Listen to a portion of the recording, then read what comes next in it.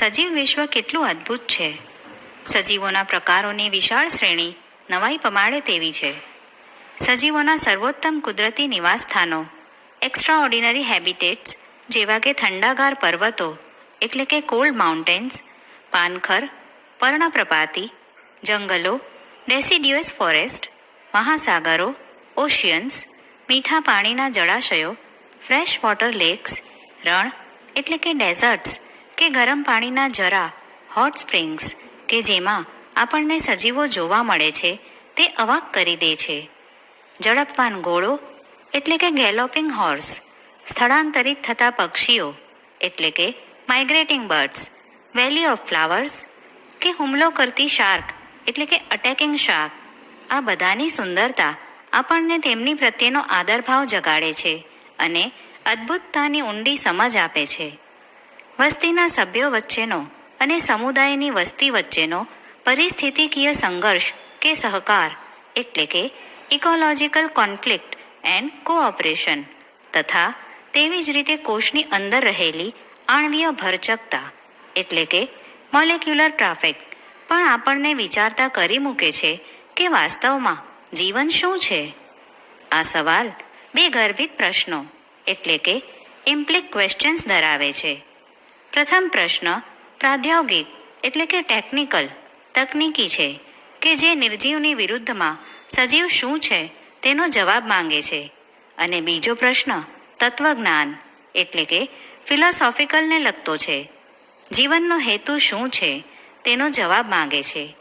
વૈજ્ઞાનિક તરીકે બીજા પ્રશ્નનો જવાબ શોધવા આપણે પ્રયાસ નહીં કરીએ. ચાલો આપણે સજીવ શું છે તેના પર પ્રકાશ પાડવા પ્રયત્ન કરીશું. સજીવ શું છે? What is living? જ્યારે સજીવને સંપૂર્ણ રીતે વ્યાખ્યાયિત કરવાનો પ્રયત્ન કરીએ ત્યારે આપણે સજીવો દ્વારા પ્રદર્શિત થતા વિશિષ્ટ લક્ષણો પરંપરાગત રીતે જોવા પડે. વૃદ્ધિ, પ્રજનન, પર્યાવરણ પ્રત્યેની સભાનતા અને ચોક્કસ પ્રતિક્રિયા સજીવોના અજોડ લક્ષણો એટલે કે યુનિક ફીચર્સ તરીકેની ત્વરિત યાદ અપાવે છે. તેમાં આપણે ચયાપચય એટલે કે મેટાબોલિઝમ, સ્વયં જનન પામવાની ક્ષમતા એટલે કે એબિલિટી ટુ સેલ્ફ રેપ્લિકેટ, સ્વ આયોજન એટલે કે સેલ્ફ ઓર્ગેનાઇઝ, પરસ્પર આકર્ષણ અને એકબીજા પર પ્રભાવ એટલે કે interact and emergence to each other જેવા થોડાક વધુ લક્ષણોનો આ યાદીમાં ઉમેરો કરી શકીએ. ચાલો આપણે આમાંના દરેકને સમજવા પ્રયત્ન કરીએ. બધા જ સજીવો વૃદ્ધિ પામે છે. કદ અને સંખ્યામાં થતો વધારો એ બે વૃદ્ધિના પૂરક લક્ષણો છે. બહુકોષીય સજીવો કોષ વિભાજનથી વૃદ્ધિ પામે છે. વનસ્પતિઓમાં વૃદ્ધિ કોષ વિભાજન દ્વારા જીવન પર્યંત થતી રહે છે, જ્યારે પ્રાણીઓમાં ફક્ત ચોક્કસ ઉંમર સુધી જ જોવા મળે છે. નાશ પામેલા કોષોની જગ્યાએ કેટલીક પેશીઓમાં કોષ વિભાજન થાય છે. એક કોષીય સજીવો પણ કોષ વિભાજનથી વૃદ્ધિ પામે છે. માઇક્રોસ્કોપમાં કોષોની સંખ્યાની સરળ ગણતરી દ્વારા ઇન વિટ્રો સંવર્ધન માધ્યમમાં આપણે સહેલાઈથી તેનું અવલોકન કરી શકીએ. ઉચ્ચ કક્ષાના પ્રાણીઓ અને વનસ્પતિઓમાં મહદ અંશે વૃદ્ધિ અને પ્રજનન પરસ્પર નિવારક ઘટનાઓ એટલે કે મ્યુચ્યુઅલ એક્સક્લુઝિવ ઇવેન્ટ્સ છે. એ યાદ રાખવું રહ્યું કે શરીરના કદમાં થતો વધારો વૃદ્ધિ તરીકે ગણવામાં આવે છે.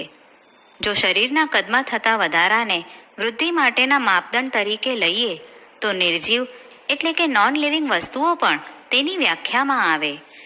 પર્વતો એટલે કે માઉન્ટેન્સ તથા શિલાખંડો એટલે કે બોલ્ડર્સ અને રેતીના ઢગલાઓ એટલે કે સેન્ડ મોન્ડ્સ એ પણ તેની વ્યાખ્યામાં મૂકવા પડે.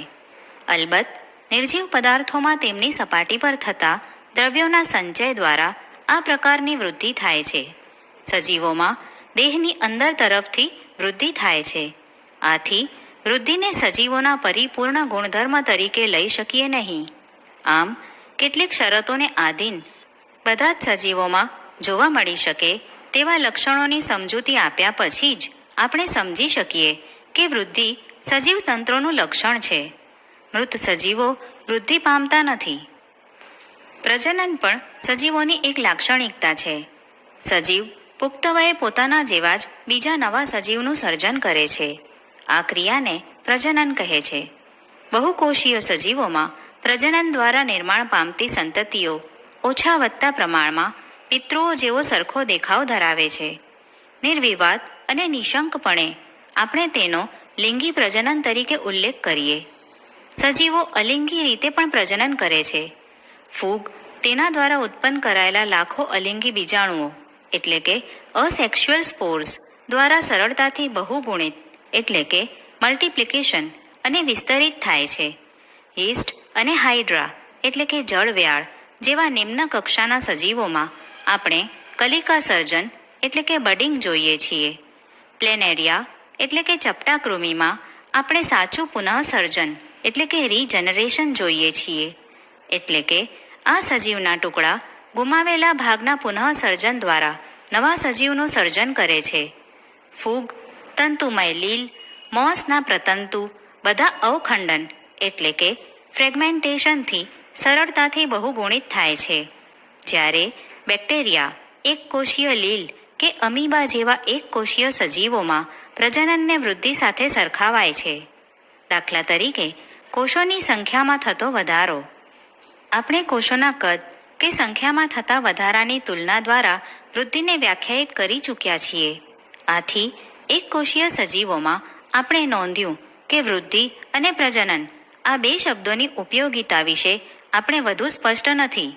ખચ્ચર એટલે કે મ્યુલ, વંધ્ય કામદાર માખી એટલે કે સ્ટરાઇલ વર્કર બીઝ, વંધ્ય હોય એવું માનવ યુગલ એટલે કે ઇનફર્ટાઇલ હ્યુમન કપલ વગેરે જેવા ઘણા સજીવો પ્રજનન કરતા નથી. આમ પ્રજનનનો પણ દરેક સજીવોના સંપૂર્ણ લક્ષણ તરીકે સમાવેશ કરી શકતા નથી. અલબત્ત નિર્જીવ પદાર્થો આપમેળે પ્રજનન કે સ્વયંજનન પામવાની ક્ષમતા ધરાવતા નથી. સજીવની બીજી લાક્ષણિકતા ચયાપચય છે. બધા સજીવો રસાયણોના બનેલા છે. નાના કે મોટા વિવિધ વર્ગોમાં સમાવેશિત કદ, કાર્યો વગેરે સંબંધિત આ રસાયણો સતત બનાવવામાં આવે છે અને બીજા જૈવિક અણુઓમાં પરિવર્તિત પણ થાય છે. આ પ્રકારનું પરિવર્તન એ રાસાયણિક કે ચયાપચયિક પ્રતિક્રિયાઓ એટલે કે મેટાબોલિક રિએક્શન છે. એક કોષીય કે બહુકોષીય બધા જ સજીવોમાં હજારો ચયાપચયિક ક્રિયાઓ એકસાથે થતી હોય છે. બધી જ વનસ્પતિઓ, પ્રાણીઓ, ફૂગ અને સૂક્ષ્મ જીવાણુઓ ચયાપચયિક ક્રિયાઓ દર્શાવે છે. ચયાપચય એ આપણા શરીરમાં થતી બધી જ રાસાયણિક ક્રિયાઓનો સરવાળો છે. નિર્જીવ પદાર્થો ચયાપચય દર્શાવી શકતા નથી. કોષમુક્ત તંત્રો એટલે કે સેલ ફ્રી સિસ્ટમમાં દેહની બહારની બાજુએ આપણે ચયાપચયિક ક્રિયાઓનું નિરીક્ષણ કરી શકીએ છીએ. શરીર એટલે કે દેહની બહાર ટેસ્ટ ટ્યુબમાં અલગ રીતે થતી એકલી ચયાપચયિક ક્રિયાઓ જીવંત કે નિર્જીવ નથી. જેથી કોઈપણ અપવાદ વગર ચયાપચયને દરેક સજીવોના સંપૂર્ણ લક્ષણ તરીકે સ્વીકારીએ તો ઇન વિટ્રો એટલે કે શરીરની બહાર થતી એકલી ચયાપચયિક ક્રિયાઓ જીવંત વસ્તુ નહીં પણ ચોક્કસ રીતે તે જૈવિક ક્રિયાઓ છે. આથી દેહનું કોષીય આયોજન એટલે કે બોડી ઓર્ગેનાઇઝેશન એ જૈવ સ્વરૂપોનું ચોક્કસ લક્ષણ છે.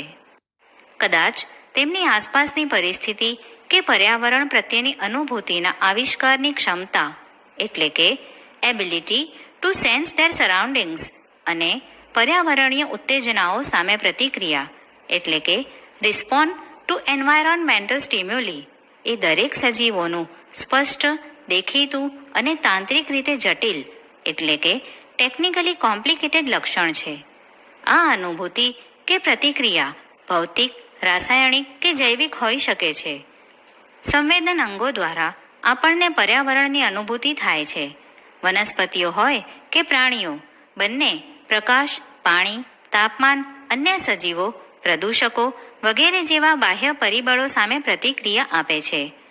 આદિ કોષકેન્દ્રીય એટલે કે પ્રોકેરિયોટ્સથી લઈ ખૂબ જ જટિલ સુકોષ કેન્દ્રીય એટલે કે યુકેરિયોટ્સ બધા જ સજીવો પર્યાવરણના ઇશારા પ્રત્યે અનુભૂતિ અને પ્રતિક્રિયા દર્શાવતા હોય છે.